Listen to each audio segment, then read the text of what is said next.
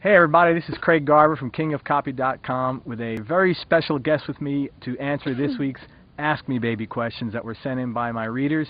My lovely and beautiful daughter Samantha. Sam, how you doing? Good. As you can see, thank goodness she takes after her mom, looks-wise. And Sam is frankly much smarter than I am, much more deep and profound, and will probably say a lot more using a lot less words. So Sam, why don't you take it away? All right, Dad. Hi, Craig. This message is actually from Cameron. Hi, Craig. Some emails I receive provide a teaser in the email and then a link to get the full story. In others, I get the full story in the email. What is the benefit of taking people to the web page via link in the email rather than just giving them the full story there and then in the email? Background. I provide myself leads with a 7-part self-employed and rich email series. I don't know whether to have them click on my website or whether to give them the info in the email then and there. Okay, so before she answers the question, what Cameron's saying, and Cameron's actually, him and his wife are private consulting clients of mine. They came out here last year, I believe, and spent a day here, actually all the way from Australia. And what he's saying is he doesn't know if he should send someone an email and say, to find out the whole story, click here, or to find out today's daily tip in one part of the set, or find out part 1 of the 7-part course, click here.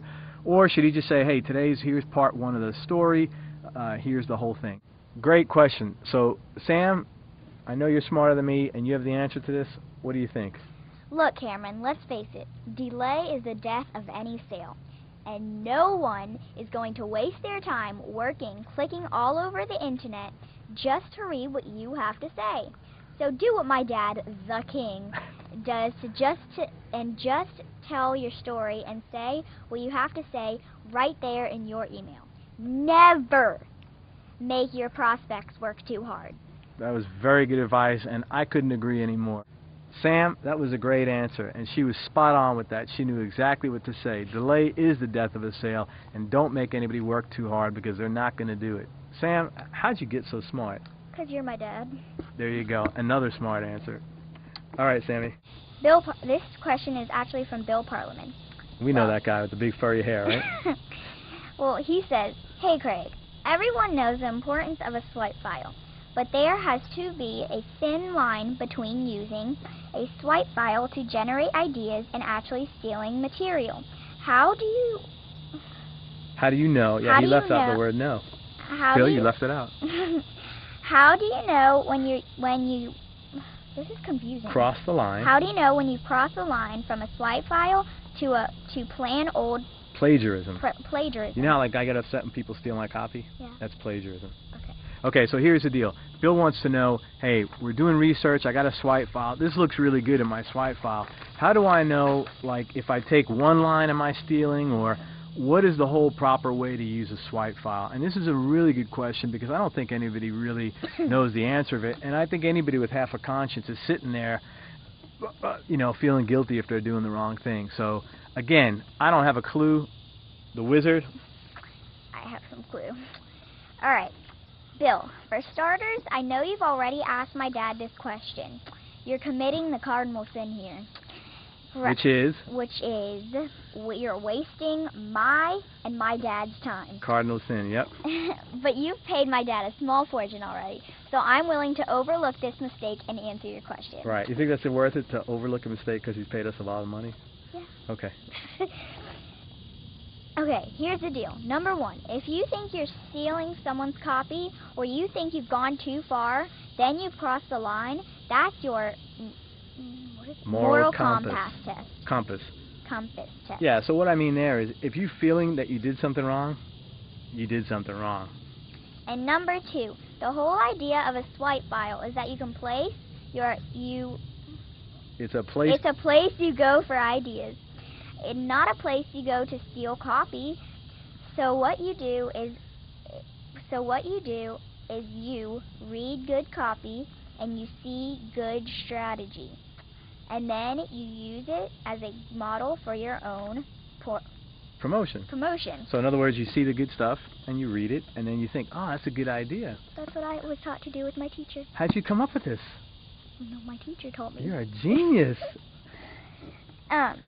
Just think of it this way. If you saw a drawing hanging up in the museum, you wouldn't think of it going out there or recreating the exact same drawing and then saying it's yours, right? Right. You'd use it for inspiration, right? Right. Right. Yeah, I would. That's why you should use a swipe file for inspiration and a source of good ideas. Hope this helps you out again. Hey, that was a great answer. So what else you want to talk about? Well, I've just figured out that you finished your new this month's September 2009 Seductive Selling The newsletter. Yes. Well, what is it? What is this about? I think it's about Amsterdam, more than hash hookers and high heels. Dad, don't you think I'm not supposed to be reading this at the age 9? Don't tell Mom. You promise? Yeah, I promise. Do you want me to tell you what the newsletter's about? Sure. All right. This month, we got a bunch of great stuff. See, they're wave running even late at night because it's so relaxing out here. Anyway, we got a great ad. This is a David Ogilvy ad from the 1960s. I do a critique of that, and I show you how to use it in your business. It's a very clever ad that he put together for tourism. Really hard to write ads for tourism because how do you do that? What do you sell? What do you say? I get that question all the time. Ogilvy did a great job, and this is actually applicable for almost any business. We got 5 examples this month. We got another. This is another great example of a service business lead generation ad, and it's a one-step lead gen, but it's really clever how they do it. I did something exactly like it 1 year ago today in the air conditioning, in the roofing industry. You remember that issue? Oh, I don't know. Anyway, we got one about the air conditioning industry. We got part 3 of the long report on bullets. We're closing it out this month. Great stuff in the King's Copywriting Secrets Treasure Chest. We got the back end talks about actually relationships management and communication and how to use some skills actually in marketing. So power packed with good stuff as always. Thank you for asking. All right, Dad, I just have to ask you this. For this last year, the only thing I've been hearing about is this book, this book, this book. It's getting on my last nerve here. When are you going to finish this? I promise. It's finished. It's right there in your hand. When will it be coming out? It'll be out like within 2 weeks, I promise. Okay. This doesn't look like a book to me. This looks like a giant manual. It is. It's just massive. There's tons of good stuff in there. Okay. All right. Whatever is that good? you say, I promise Dad. you I won't bug you about it after that. After 2 weeks, it'll be over. And then we'll go out and Mom and I can have champagne and I can buy you a Vera Bradley. Is that okay, good? Dad. But now I got to go talk to Avery, so. All right. Well, listen, I appreciate you taking the time out of your very busy schedule to help me with the Ask Me Baby weekly news segment. Anything else to say? No, I think that's pretty much covered the case. How about we close with Go Sell Something? All now, right. 1, 2, 3. Go Sell sell something. Thank you, sweetie.